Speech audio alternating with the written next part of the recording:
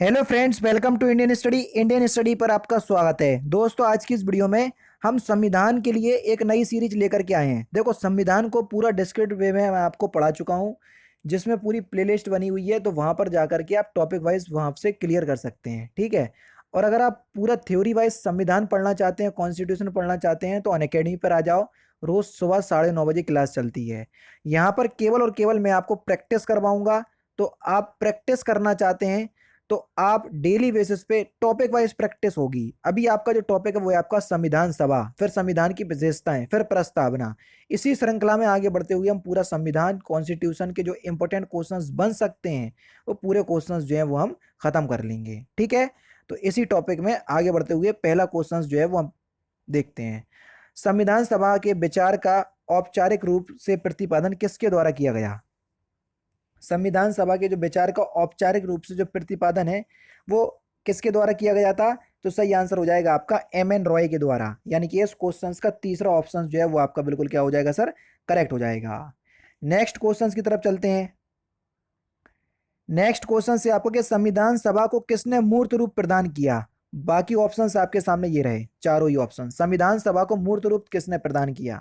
तो आपका जो सही आंसर होगा वह क्या हो जाएगा सर? जवाहरलाल नेहरू ने। चौथा ऑप्शन जो है वो आपका बिल्कुल क्या हो जाएगा सर? करेक्ट हो जाएगा। संविधान की भारत की संविधान सभा गठित करने का आधार क्या था? जल्दी बताओ। तीनों ही ऑप्शंस में से आपको पता चल जाएगा। भारत की संविधान सभा गठित करने का आधार क्या था? तो भारत की संविधान सभा गठित करने का आधार क्या था? तो आपका जो सही आंसर हो जाएगा वह क्या हो जाएगा सर? कैबिनेट मिशन योजना 1946। दूसरा ऑप्शन जो है वो आपका बिल्कुल क्या होगा सर? करेक्ट हो जाएगा। नेक्स्ट क्वेश्चन, भारत की संविधान सभा किसके अनुसार गठित की गई थी? जल्दी बताओ। वही क्वेश्चन है, रिपीटेड क्वेश्चन है। भारत की संविधान सभा जो है वो कैबिनेट मिशन योजना के तहत जो है क्या की गई थी? शुरू की गई थी या गठित की गई थी।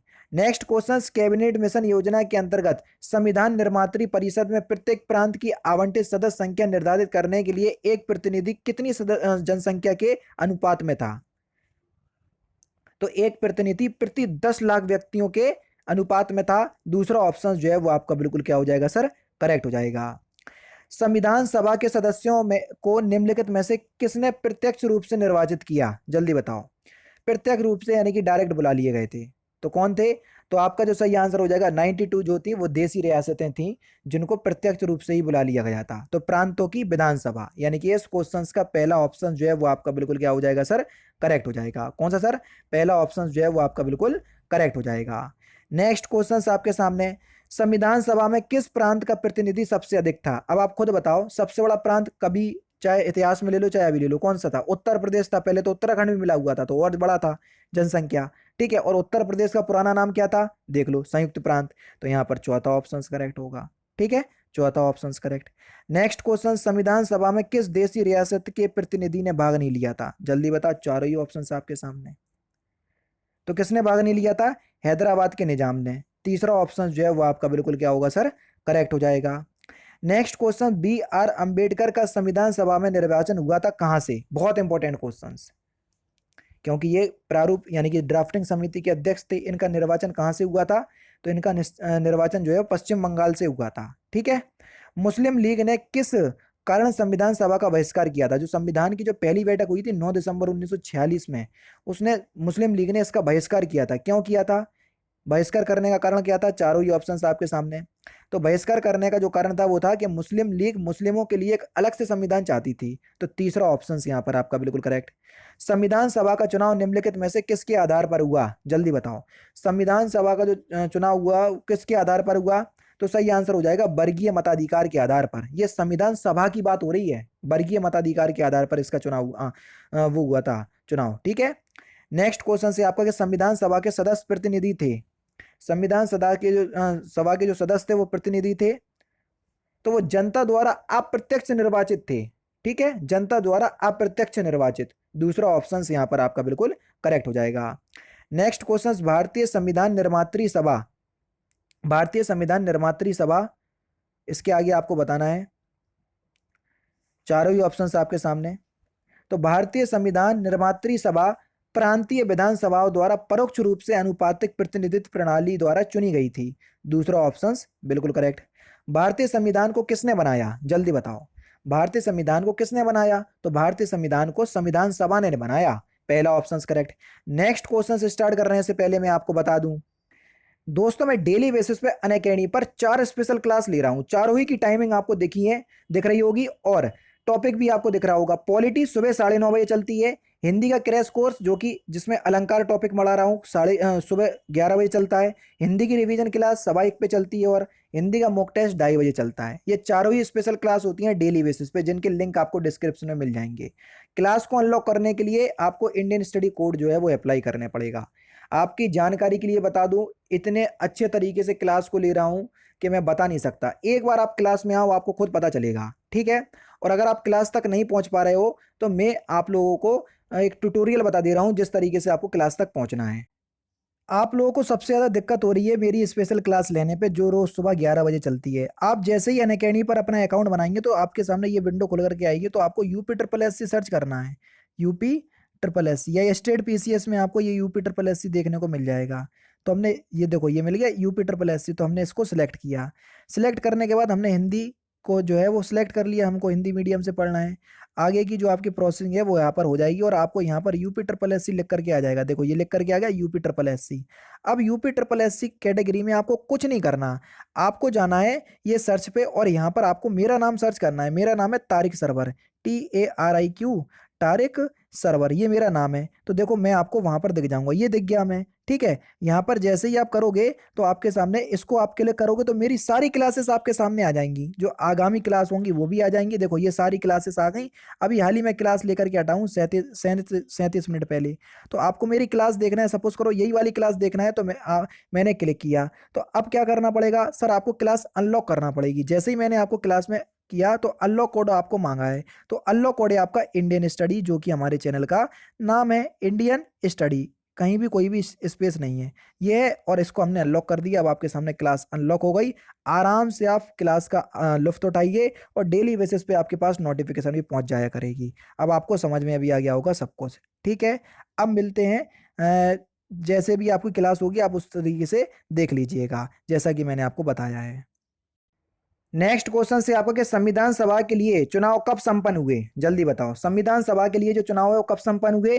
जब बैठक हुई थी 1946 में। दूसरा ऑप्शन करेक्ट। भारतीय संविधान सभा की स्थापना कब हुई? जल्दी बताओ, भारतीय संविधान सभा की जो स्थापना है वो कब हुई? तो भारतीय संविधान सभा की जो स्थापना है वो कब हुई? तो आपका जो सही आंसर हो जाएगा, जब पहली बैठक हुई 9 दिसंबर 1946 को। दूसरा ऑप्शन करेक्ट।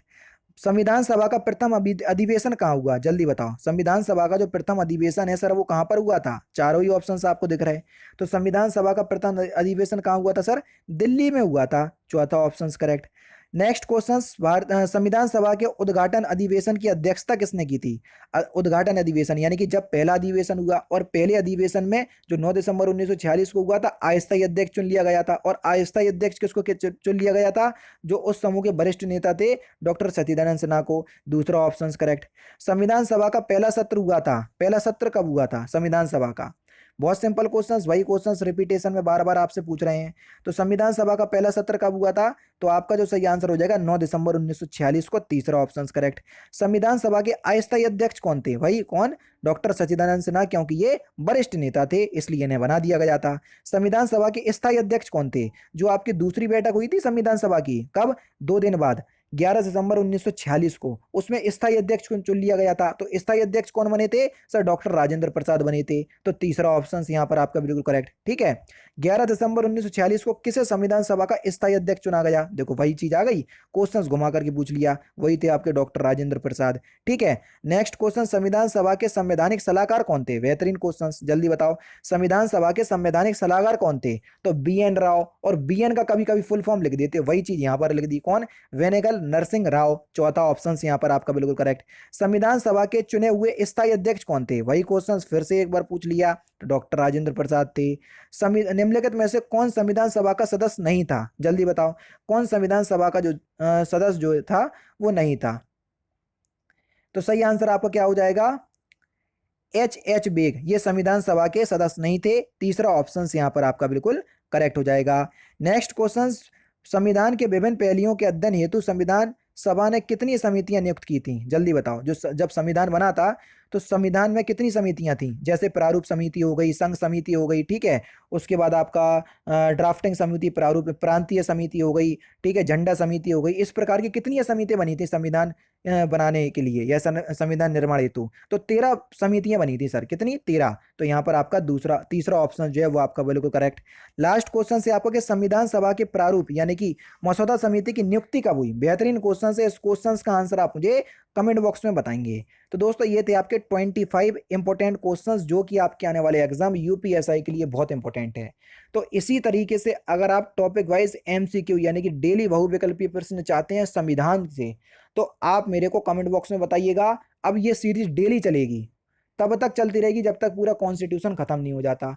और सारे एमसीक्यू हम करवाएंगे। क्यों? क्योंकि आपका सामना एग्जाम में बहुविकल्पीय प्रश्न एमसीक्यू से ही होना है। इसलिए यही एक तरीका है जिसमें आप अपना टॉपिक भी कंप्लीट कर सकते हो और उस टॉपिक से संबंधित प्रैक्टिस भी कर सकते हो। तो यही चीज मैं आपको कर रहा हूं। अगर आप चाहते हो ऐसी तो आपको कमेंट बॉक्स में जरूर से बता दीजिएगा, ठीक है। वीडियो अच्छी लगी तो वीडियो प्लीज लाइक और शेयर जरूर कर दीजिएगा। तो दोस्तों फिलहाल की वीडियो में सिर्फ इतना ही। अगर आपको वीडियो पसंद आए तो प्लीज दोस्तों वीडियो को लाइक कीजिए, शेयर कीजिए, साथ ही साथ हमारे चैनल को सब्सक्राइब करना ना भूलें, क्योंकि मैं रोजाना इसी तरह की वीडियोस आप लोग के लिए लाता रहता हूं। नमस्कार दोस्तों, जय हिंद, जय भारत।